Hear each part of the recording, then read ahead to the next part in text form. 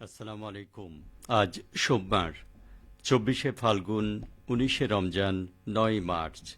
বাংলাদেশ বেতার রাজশাহী স্থানীয় সংবাদ পড়ছি আব্দুর রহমান মাসুম।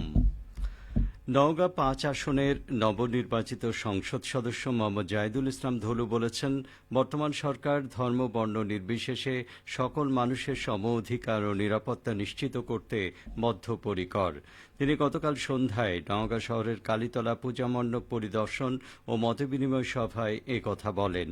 এ সময় তিনি আরও বলেন, বিএনপি চেয়ারম্যান ও প্রধানমন্ত্রী তারেক রহমানের রাষ্ট্র কাঠামো মেরামতের ৩১ দফা বাস্তবায়ন হলে বাংলাদেশ হবে উন্নত ধর্মীয় সম্প্রীতি, সুখী ও সমৃদ্ধশালী দেশ। তাই দেশের উন্নয়নে সকলে মিলে সরকারকে সহযোগিতা করতে হবে। অনুষ্ঠানে স্থানীয় বিএনপির বিভিন্ন পর্যায়ের নেতাকর্মী ও সনাতন ধর্মের নেতৃবৃন্দ উপস্থিত ছিলেন।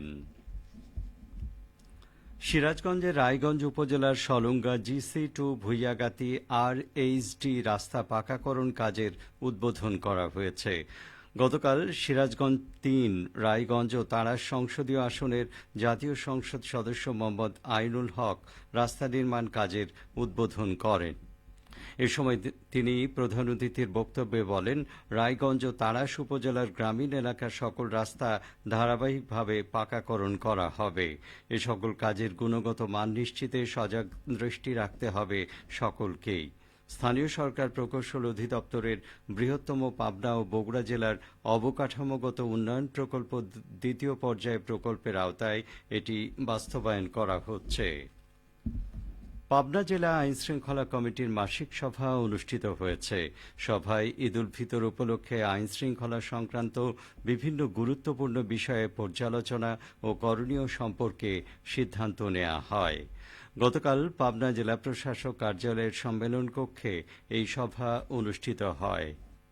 এতে সভাপতিত্ব করেন কমিটির সভাপতি জেলা প্রশাসক শাহেদ মোস্তফা। এ সময় জেলা গুরুত্বপূর্ণ সরকারি প্রতিষ্ঠানের প্রধান ও কমিটির সদস্যরা উপস্থিত ছিলেন। সভায় জানুয়ারি ও ফেব্রুয়ারি মাসে জেলার অপরাধ চিত্র পর্যালোচনা করা হয়।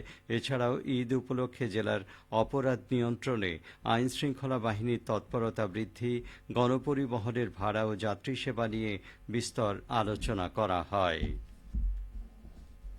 পবিত্র ঈদ উল ফিতর উপলক্ষে বগুড়ার সান্তাহার ইউনিয়নে ১৫০৫ জন হতদরিদ্র মানুষের মাঝে সরকারি VGF কর্মসূচির আওতায় ১০ কেজি করে চাল বিতরণ করা হয়েছে। গতকাল সান্তাহার ইউনিয়ন পরিষদ চত্বরে এই চাল বিতরণ কার্যক্রমের উদ্বোধন করেন সান্তাহার ইউনিয়ন পরিষদের প্যানেল চেয়ারম্যান নাজিম উদ্দিন। অনুষ্ঠানে জানানো হয়, ঈদকে সামনে রেখে সরকারের পক্ষ থেকে অসহায় ও নিম্ন আয়ের মানুষের জন্য এই সহায়তা প্রদান করা হচ্ছে, যাতে তারা স্বাচ্ছন্দ্যে ঈদের আনন্দ ভাগাভাগি করতে পারেন। রাজশাহীর পুঠিয়া উপজেলার বানেশ্বর বাজারে নিত্য প্রয়োজনীয় পণ্যের দাম নিয়ন্ত্রণে রাখতে বাজার মনিটরিং অভিযান পরিচালনা করা হয়েছে। গতকাল এই অভিযান পরিচালনা করেন সহকারী কমিশনার ভূমি ও এক্সিকিউটিভ ম্যাজিস্ট্রেট শিবু দাস। অভিযান চলাকালীন বাজারে মাংসের দাম বেশি রাখা এবং দোকানে পণ্যের মূল্য তালিকা প্রদর্শন না করার অপরাধে ২ ব্যবসায়ীকে মোট ১০,০০০ টাকা অর্থদণ্ড প্রদান করা হয়। উপজেলা প্রশাসনের পক্ষ থেকে জানানো হয়েছে, পবিত্র রমজান মাসে নিত্যপণ্যের দাম নিয়ন্ত্রণে রাখা, সঠিক মূল্য তালিকা প্রদর্শন নিশ্চিত করা এবং ভোক্তা অধিকার সংরক্ষণে এ ধরনের নিয়মিত তদারকি অভিযান অব্যাহত থাকবে। জনস্বার্থে প্রশাসনের এই কঠোর অবস্থান বজায় থাকবে বলেও জানানো হয়। নাটোর জেলার কৃষকরা রসুনের জমি পরিচর্যায় এখন ব্যস্ত সময় পার করছেন। পরিচর্যা কাজে নারী শ্রমিকের ব্যাপক উপস্থিতি লক্ষ্য করা যাচ্ছে। চলতি মৌসুমে জেলায় ২২,৮৪৯ হেক্টর জমিতে রসুন আবাদ হয়েছে। এবছর ২,১৫,০০০ টন ফলন পাওয়া যাবে বলে আশা করা হচ্ছে।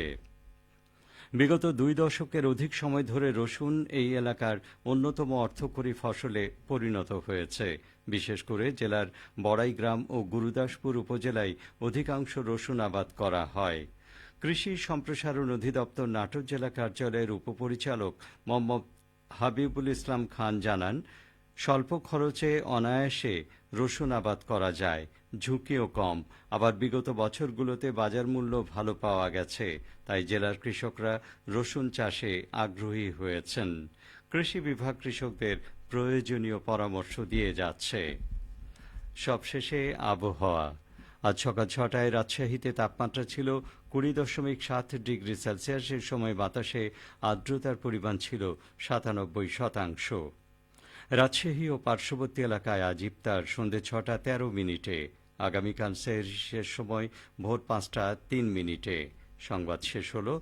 আমাদের পরবর্তী স্থানীয় সংবাদ দুপুর ১২টা ১০ মিনিটে।